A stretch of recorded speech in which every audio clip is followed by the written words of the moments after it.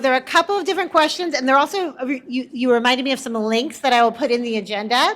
There are, if you feel like you do not have, there's one website that has information about that provides some free resources around informational multisyllabic decoding. Jessica Tost at UT Austin has produced some really great material, so I'll be linking her website in the agenda so you can look at things, because one of the things that came up in our discussion is that a lot of curricula don't handle multisyllabic decoding very well or have very much emphasis on it. And I'll talk a little bit about how I address that in my research project later. But another question that came up is, what about kids who are not just below the decoding threshold, but really far below the decoding threshold, like the kids who actually still do need support with single syllable decoding in 4th and 5th grade?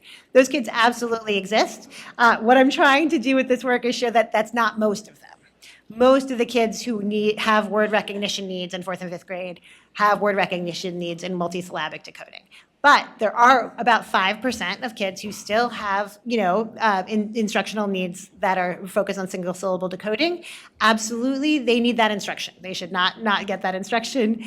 Some of the interventions that you would use with younger kids are appropriate. You want to make sure that they're not like too cutesy, right? That they really focus on the word reading, and that they don't replace opportunities to do higher level work with content area texts, because the kids who are below who are very, very far below their word recognition still need to be developing their world knowledge, their vocabulary. They still need social studies and science content. And so I would make sure that intervention time is not replacing their opportunities to get exposed to grade level texts and ideas. I know that's hard because sometimes they need to be pulled when they need to be pulled, but absolutely they can still benefit from more traditional decoding interventions. But I would want that to be in addition to, not in place of, scaffolding them to experience the grade level curriculum however they can.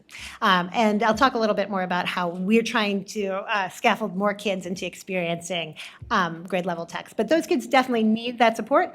Usually with older kids, it's not the first time they've seen this content, however, so oftentimes that intervention work can go faster than it would for a younger kid.